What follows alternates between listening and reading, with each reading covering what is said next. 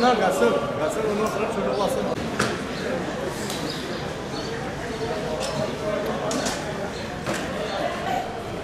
Şeyler de inşallah.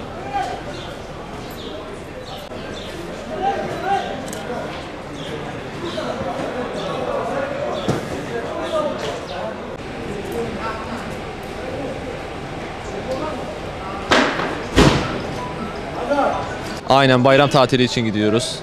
Oraya gideceğiz bakalım. Memleketi de özledik. Bir aya yakındır gitmiyoruz. Bakalım inşallah oradakiler de bizi özlemişler. Çağırdılar gideceğiz inşallah. Vallahi bir hafta kalmayı düşünüyorum. Ya vallahi bilet fiyatları normalde ben 560-600'e falan geliyordum. Bu defa 800'de gitmek zorundayım. Pahalı biraz. Bilet fiyatları artıyor. Bu özellikle mesela bu tatil dönemlerinde artıyor. O biraz artışların olmaması daha güzel olurdu tabii. Ama yapacak bir şey yok. Bayram tatiline gidiyorum. Evde 10 gün falan kalacağım işte. Valla bileti ben normalde 500'e falan alıyordum. En fazla 600 lira. Bir anda baktım 800 lira olmuş. Yani %80 falan zam almış.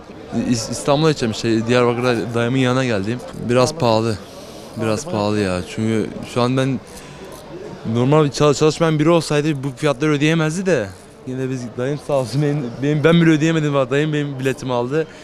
Ya 1800 bir bilet için bence çok fazla. Yani aşırı fazla yani. Buradan İstanbul'dan buraya yani daha da yükseliyor da. Yok, yeğenimi gönderiyorum. Oğluma geldim. Ya sadece bilet fiyatları değil, hani hayatta kendisi zor olmuş. Hiçbir şey alınamıyor kendisi gibi. Sen eskide bir araba parasıyla şu anda bir bisiklet bile alamıyorsun. Hani eskide sen bilete verdiğin parayla gidip bir tatil yapabilirdin. Ufak da olsa bir yere gidebilirdin yani. Hayat şartları zordu. Asgari ücret 22.000, bilet 1800 artık. Bunu matematiğe böyle orası zordur. Eskiden küçük şehirlerde büyük şehirler göç oluyordu ya. Mesela Muş'tan İstanbul'a göç oluyordu. Şimdi tam tersi bir göç olacak. Yani 3-5 yıl içinde öyle tahmin ediyorum.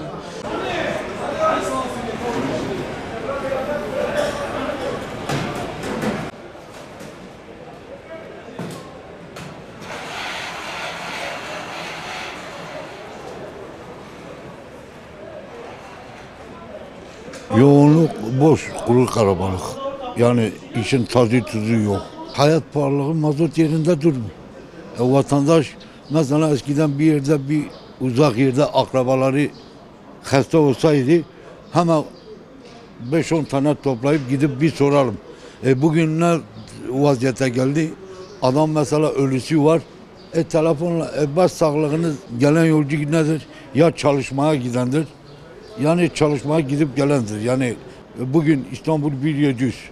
Şimdi bu bayram bittikten sonra o direkt yine 1200'e 1100'e düşecek. Hani bayram yaklaştığı için biraz yoğunluk var. Bu yoğunluğu atlatmak için özellikle şoförlerimizden ve muhabirlerimizden gelen yolcularımıza güler yüzler ve deneyimli kaptanlarla yola çıkmalarını tembihliyoruz.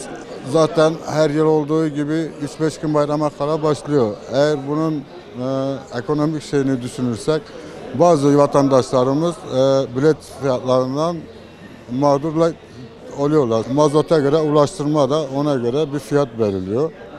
Biz de ulaştırmanın verdiği fiyata göre tabi olarak mecburen uymak zorundayız. Zaten istesek de ne eksik kesebiliriz ne fazla kesebiliriz. Bunu ulaştırmanın verdiği bir fiyat tabanı vardır.